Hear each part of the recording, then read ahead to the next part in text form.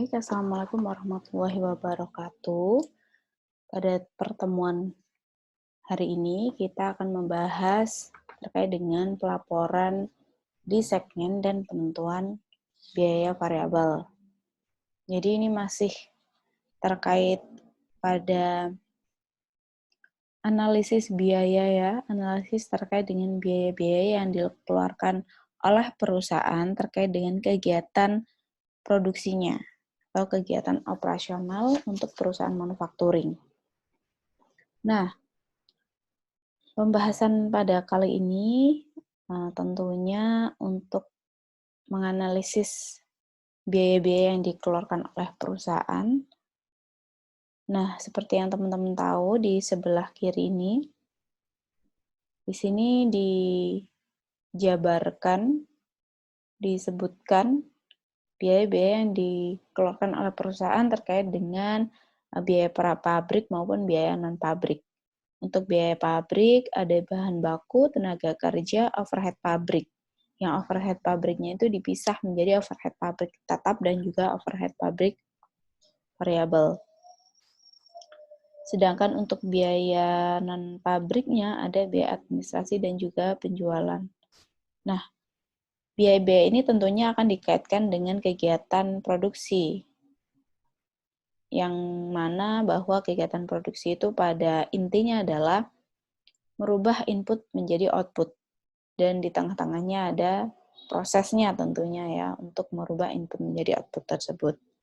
Nah, hubungannya dengan biaya apa? Nah, kita harus tahu bahwa ketika kita bilang bahwa kita harus punya input, berarti kita harus punya yang namanya bahan baku. Dan tentunya bahan baku ini kita akan mengeluarkan biaya kalau misalkan kita akan mengadakan yang namanya bahan baku ini, terkait dengan pengadaan bahan bakunya. Nah, untuk kegiatan di prosesnya, gitu ya. Nah, kegiatan proses ini kita tentunya membutuhkan tenaga kerja dan juga overhead pabrik di dalamnya. Nah, sedangkan untuk barang yang sudah jadi atau output itu sendiri, tentunya kita harus memikirkan berapa sih harga pokok penjualan dari barang yang sudah jadi ini, gitu ya. Fungsinya adalah untuk mengetahui berapa biaya per unit yang harus kita bebankan kepada satu produk, dan juga nanti kita bisa mengetahui berapa laba yang bisa kita dapatkan dari barang yang sudah jadi ini. Tentunya dikonversikan nanti dengan biaya-biaya yang sudah kita keluarkan, sehingga kita tahu labanya yang bisa kita dapatkan berapa.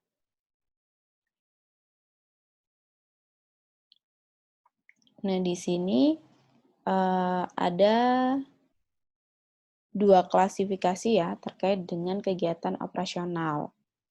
Nah, dua klasifikasi ini nanti kita juga melihat dari dua metode terkait dengan penentuan biaya yang ada di perusahaan. Ternyata perusahaan itu tidak hanya memiliki satu perhitungan gitu ya. Ada dua alternatif di sini yang dihadapkan, yaitu bisa menggunakan metode penentuan biaya variabel dan juga metode penentuan biaya penuh. Jadi di sini terkait dengan kedua metode ini gitu ya. Untuk metode pembebanan biaya variabel, metode tersebut membedakan antara biaya produksi variabel dan biaya produksi tetap.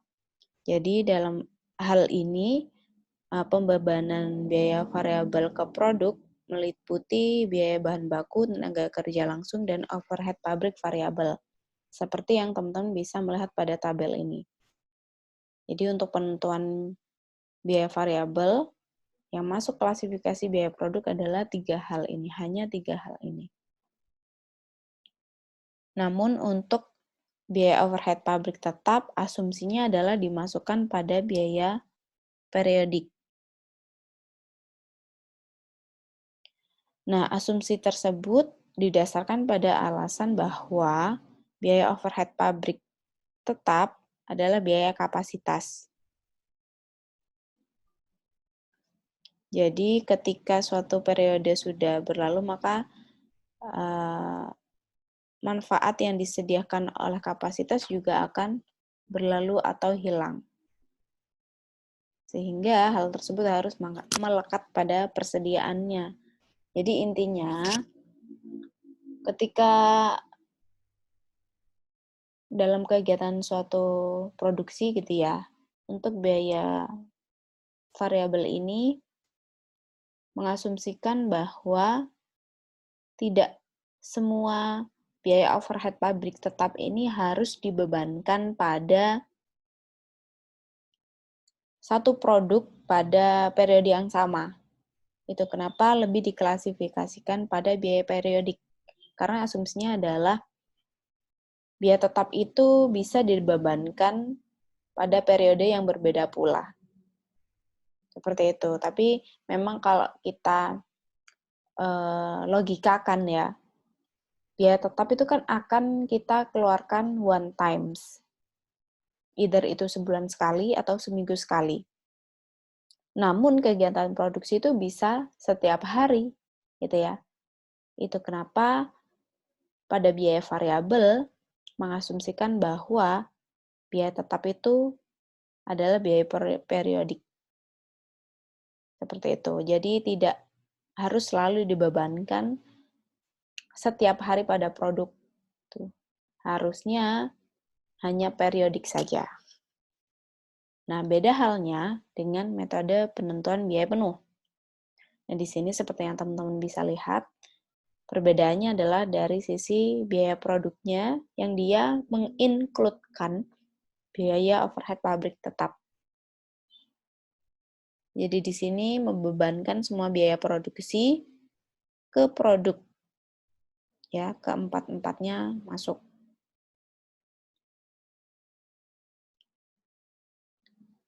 Kemudian untuk biaya produknya hanya sebatas biaya administrasi dan pemasaran.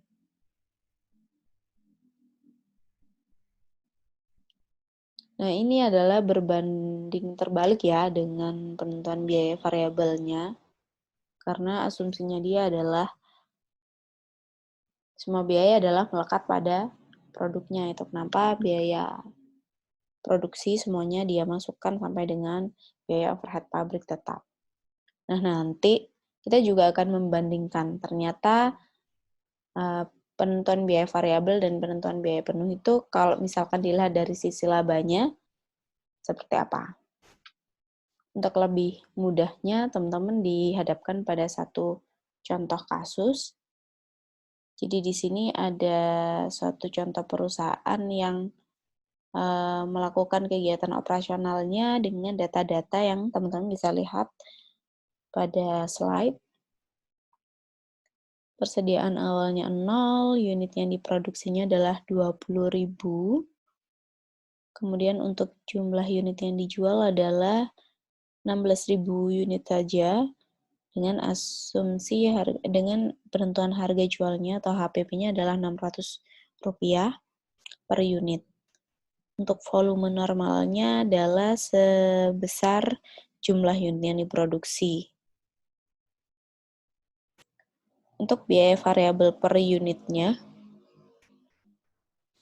teman-teman bisa lihat dari biaya bahan baku sampai dengan biaya pemasaran administrasi dan umum untuk biaya variabel per unitnya. Untuk biaya tetapnya ada overhead pabrik tetap dan juga ada biaya administrasi umum dan juga pemasarannya. Nah, di sini untuk nilai, di sini untuk ringkasan biaya per unitnya ya. Jadi dari informasi yang ada di depan, teman-teman dihadapkan pada tabel terkait dengan ringkasan langsung biaya per unitnya berapa sih untuk kedua metode ini. Nah, seperti yang sudah dijelaskan pada klasifikasi di awal tadi, untuk biaya variabel hanya memasukkan biaya bahan baku, tenaga kerja, dan overhead pabrik variabel. Sedangkan overhead pabrik tetapnya adalah 0. Untuk biaya per unitnya si variabel, adalah Rp400 per unit. Sedangkan untuk biaya penuh adalah 425 per unit karena dia asumsinya adalah biaya overhead pabrik tetapnya dimasukkan. Nah, di sini terlihat bahwa ternyata ketika menggunakan penentuan biaya variabel, harga per unit barang akan jauh lebih murah daripada penentuan biaya penuh. Karena ya jelas saja gitu ya kan biaya overhead pabrik tetapnya tidak dimasukkan oleh si biaya variabel. Nah, di sini kita masih membandingkan terkait dengan penentuan biaya per unitnya berapa atau harga pokok menjualnya berapa. Jadi di sini juga ada penjelasan terkait perbedaan metode penentuan biaya produk akan mempengaruhi nilai persediaannya dan perbedaan dalam biaya per unit mempengaruhi nilai biaya persediaan yang disajikan dalam neraca atau laporan posisi keuangan. Jadi, perbedaan pembebanan biaya itu juga akan mempengaruhi nanti di laporan rugi labanya, karena sifatnya biaya kan akan mengurangi ya. Ya, nanti teman-teman bisa melihat bersama mana yang lebih menguntungkan. Kalau kita masih lihat pada posisi untuk penilaian persediaan ini, pasti teman-teman lebih milih yang biaya variabel, karena ternyata harga jualnya lebih murah daripada biaya penuh. Tapi nanti kita compare lagi dengan dari sisi labanya, lebih menguntungkan yang mana. Nah, di sini kita langsung saja untuk menghitung pada laporan laba ruginya per metode. Kali ini kita fokuskan pada biaya variabel terlebih dahulu. Jadi di sini penjualannya dikalikan sejumlah penjualannya dan dikalikan dengan HPP-nya. Ketemu 9,6 juta. Nah, kemudian biaya variabel totalnya dimasukkan. Jadi di sini harga pokok, ini harga jual ya tadi ya, sorry ya, yang 600 ini harga jual, untuk harga pokok penjualnya adalah 400 ya. Seperti yang sudah dibandingkan tadi harga pokok penjualnya, si PBV ini 400, PBP adalah 425 ya. Jadi sekian untuk HPP-nya, untuk biaya administrasi dan umum gitu ya. Kita tambahkan, karena ini adalah menambah dari harga pokok gitu ya, kalau untuk di PBV, sehingga penambahannya menjadi sekian. Untuk margin kontribusinya adalah totalnya sekian.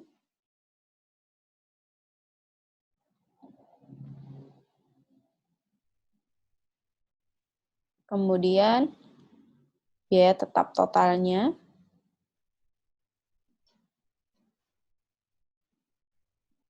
ini untuk penjualnya tentunya dikurangi dengan biaya-biaya ya, sehingga hasilnya sekian. Margin kontribusinya. Margin kontribusi ini adalah dari penjualan dikurangi dengan biaya variabel dan juga biaya administrasi pemasaran. Kalau ini adalah menambah harga pokok ditambah biaya. Jadinya jumlahnya ini. Nah, ini setelah ketemu margin kontribusi, kita kurangkan lagi dengan biaya-biaya yang lain.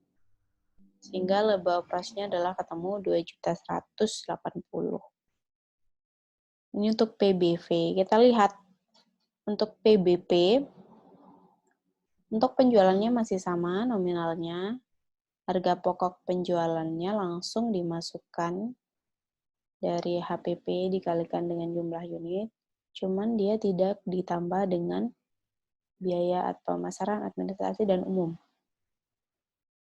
Dari sini, setelah penjualan dikurangi dengan HPP, kita ketemu langsung laba kotornya berapa. Nah, nanti biaya pemasaran itu akan mengurangi setelah laba kotor untuk metode PBP. Sehingga kita bisa melihat laba operasi si PBP adalah lebih besar daripada PBV. Nah, ini hanya terkait dengan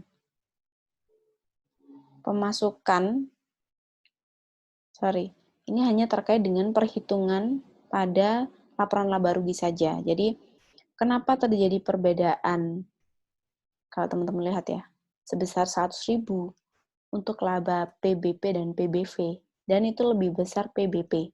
Padahal biaya variabel per unitnya, biaya HPP-nya, padahal HPP-nya, penentuan HPP-nya, si PBP ini lebih mahal daripada PBV. Nah, ini hanya terkait dengan bagaimana cara memasukkannya di laporan laba rugi, karena berbeda asumsi antara kedua metode ini. Jadi, perhitungan ini untuk PBV dan PBP akan mempengaruhi laba operasi, karena komposisi pada laporan laba ruginya itu sudah berbeda antara kedua metode.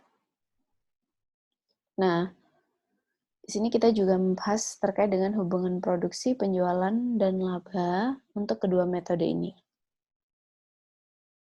Nah, di sini teman-teman dihadapkan pada satu tabel untuk penjelasan hubungan ini.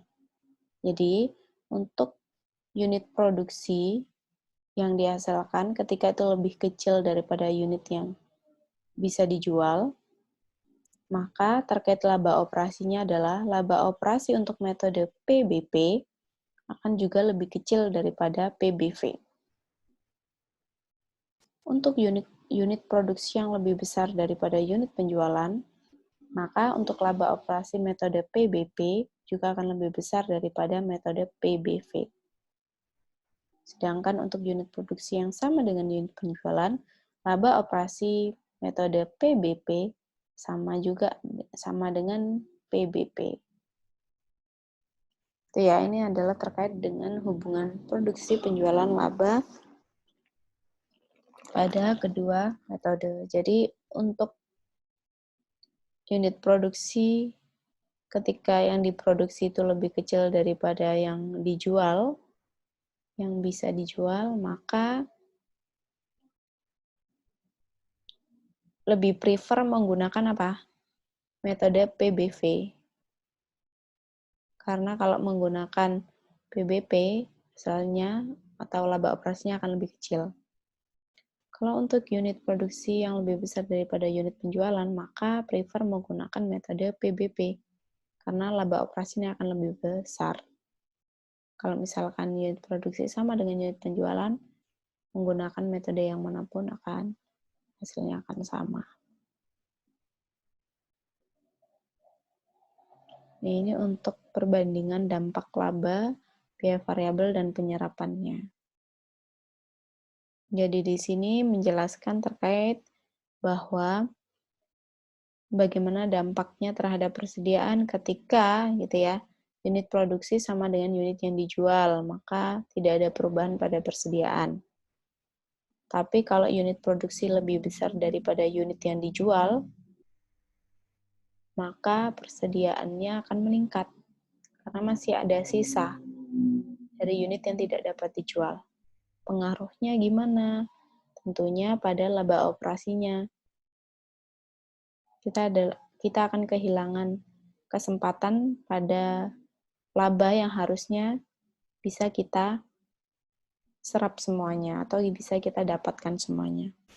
Sedangkan ketika unit produksinya lebih kecil daripada unit yang dijual, maka kita juga akan kehilangan kesempatan mendapatkan laba yang lebih banyak.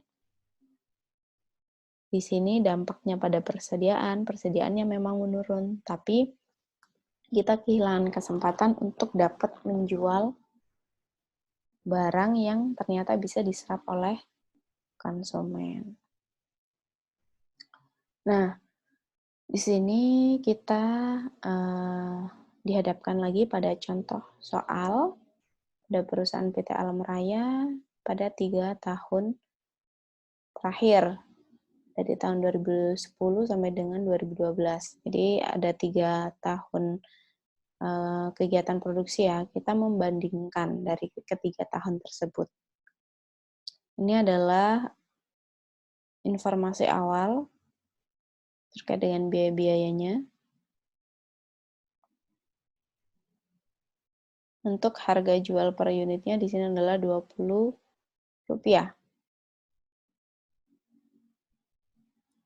Dari informasi tersebut, kita juga ditambahi dengan informasi terkait unit persediaan, unit produksi, unit penjualan, dan juga persediaan akhir dari ketiga tahun tersebut. Di tahun 2010, kegiatan produksinya 300.000 dan semuanya ternyata bisa terjual.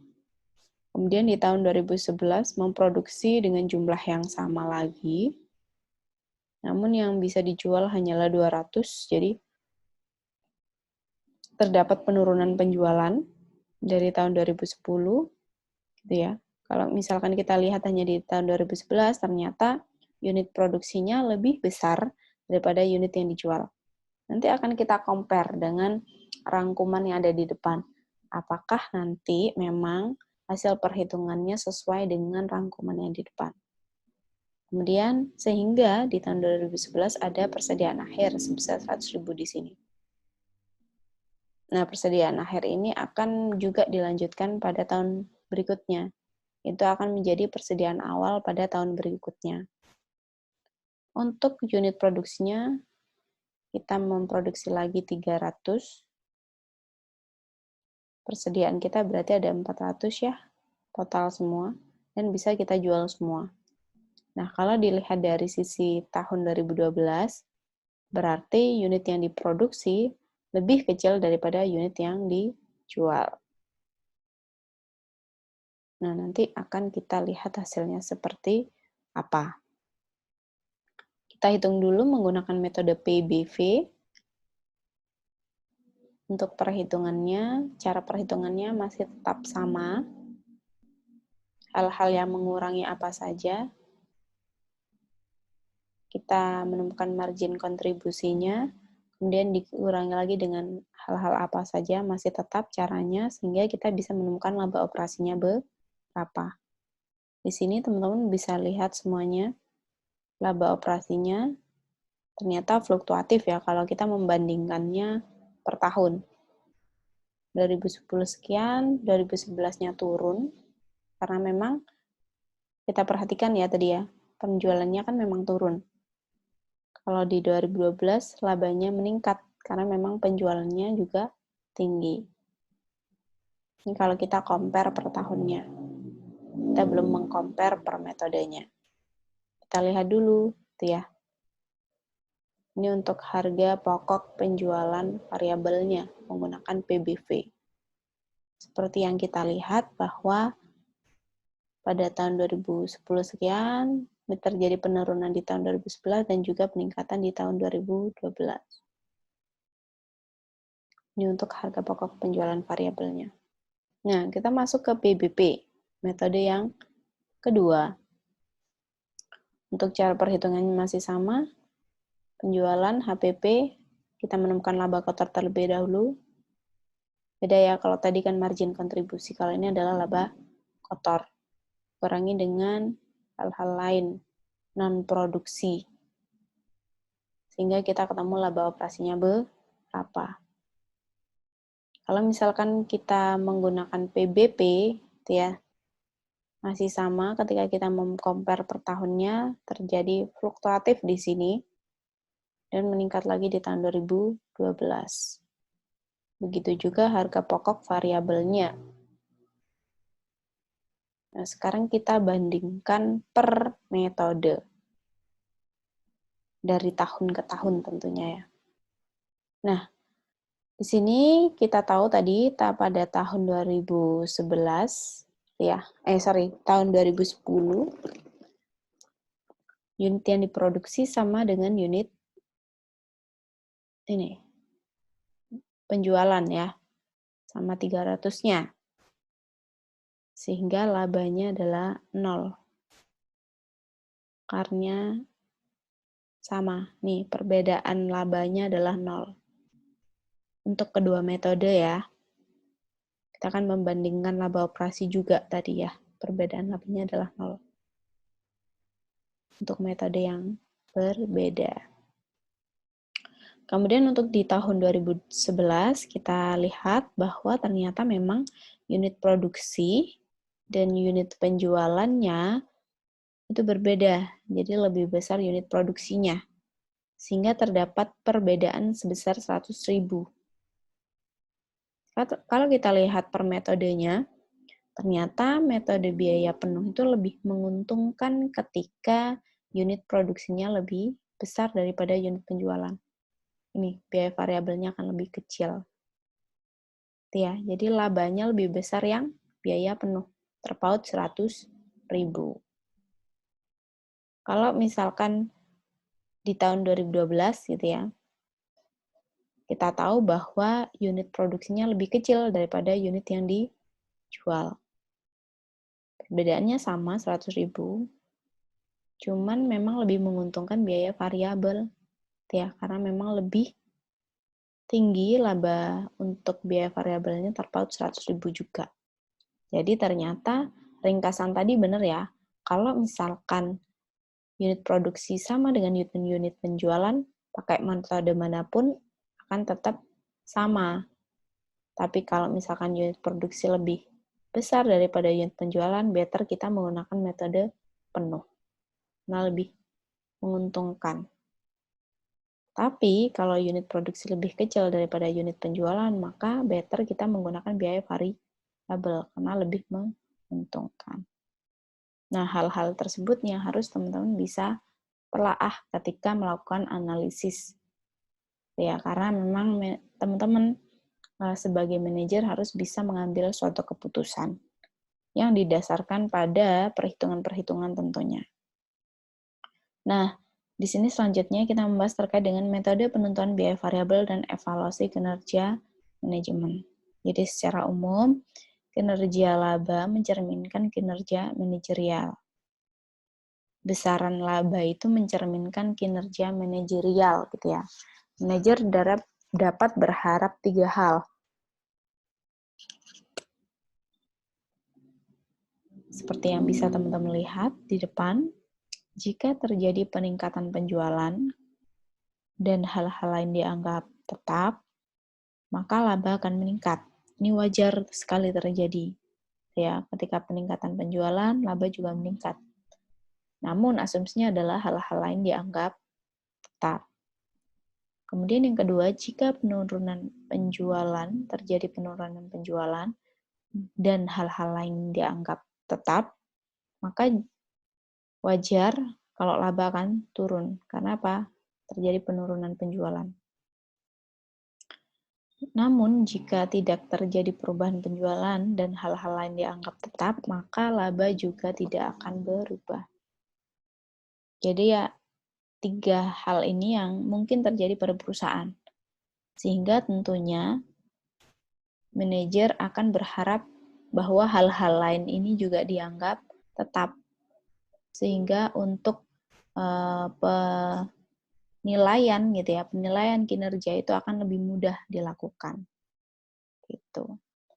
Kemudian untuk selanjutnya kita juga dihadapkan pada contoh kasus PT Alam Hijau. Jadi di sini contoh kasusnya adalah si PT Alam Hijau ini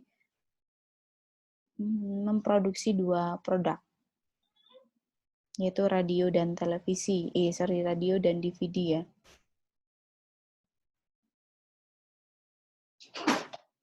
Di sini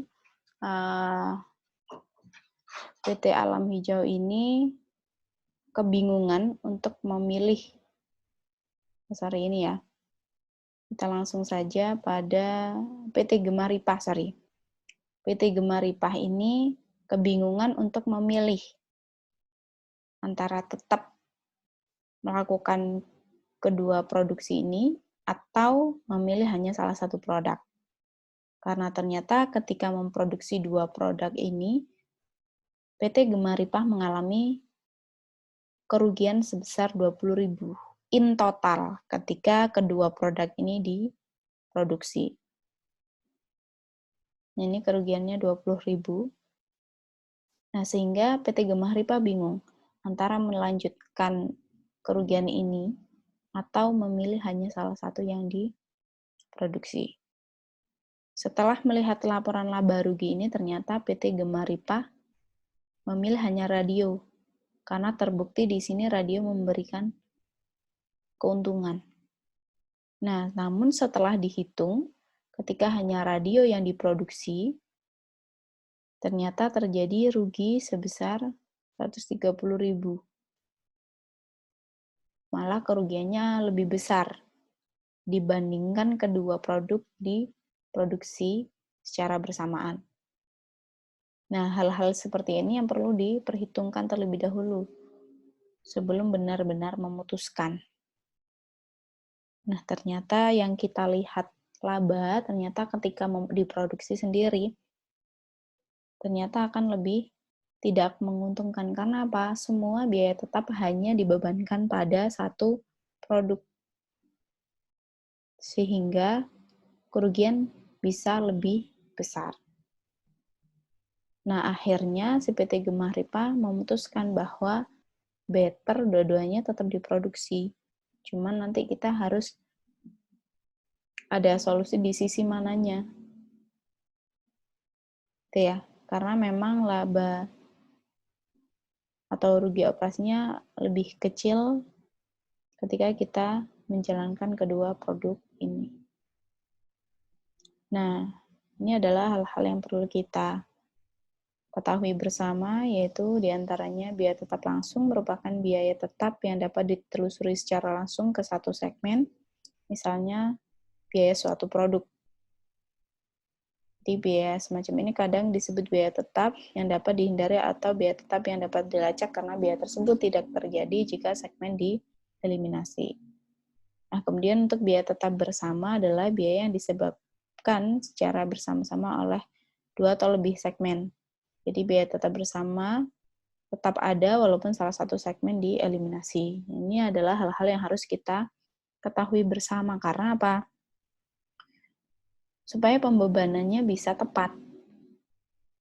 Karena seperti yang kita tahu, tidak semua biaya itu harus dimasukkan atau dibebankan pada produk. Karena bisa jadi kalau perusahaan memproduksi lebih dari satu produk, maka bisa membantu pembebanan biaya-biayanya. Jadi better perusahaan itu memproduksi lebih banyak produk karena apa? Biaya tetapnya bisa di split ke beberapa tempat. Cuman harus memperhitungkan hal-hal lain juga tentunya. Nah, demikian dari penjelasan saya hari ini. Mungkin tadi ada yang sempat saya percepat ya. Cuman ini hanya perhitungan perbandingan saja. Nah, setelah ini ya. Nah, ini ada PT Alam Hijau, ini hanya perbandingan saja sebetulnya untuk perhitungan PBV dan PBP juga sama, gitu ya. Jadi di sini teman-teman bisa lihat ternyata untuk tahun 2011 dan tahun 2012 untuk metode PBV terjadi kerugian di tahun 2011. Nah, terjadi kerugiannya kenapa? Ya, ternyata karena di 2011 ini unit produksi lebih besar daripada unit penjualan. Tentunya memang kalau menggunakan metode PBV, ya labanya akan lebih sedikit atau ini bahkan terjadi kerugian. Ya, tapi kalau menggunakan metode PBP ternyata tahun 2011 laba, tapi tahun 2012 tidak laba, tidak rugi ya. Karena apa? Ketika kita lihat di sini, ternyata memang menggunakan PBP ketika unit produksinya lebih kecil daripada unit penjualan tidak begitu menguntungkan. Jadi ketika terjadi hal seperti data operasi seperti ini, nah ketika sudah dipraktekkan pada perhitungan laba ruginya gitu ya, teman-teman lebih memilih yang mana di 2 tahun ini, PBV atau PBP? Karena memang ketika kita lihat ketika menggunakan PBV terjadi kerugian. Meskipun 2012-nya labanya akan gede. Tapi kalau menggunakan PBP terjadi keuntungannya tidak seberapa di tahun 2011, tapi 2012-nya tidak rugi, tidak untung. Nah, teman-teman sebagai manajer akan memilih yang mana? Gitu. Boleh jadi teman-teman memilih yang ini. Karena apa? Laba tahun 2012 bisa untuk menutup tahun 2011. Keduanya sebetulnya kalau teman-teman cermati adalah sama. Kalau misalnya kita konversi, keduanya akan laba either itu 100.000, cuman case-nya, hasilnya adalah berbeda. Jadi teman-teman lebih prefer yang mana sebagai manajer? Ya, tentunya harus ada alasan yang logis untuk mendasari antara kedua pilihan tersebut. Baik, mungkin untuk penjelasan hari ini cukup. Semuanya insya Allah sudah tersampaikan.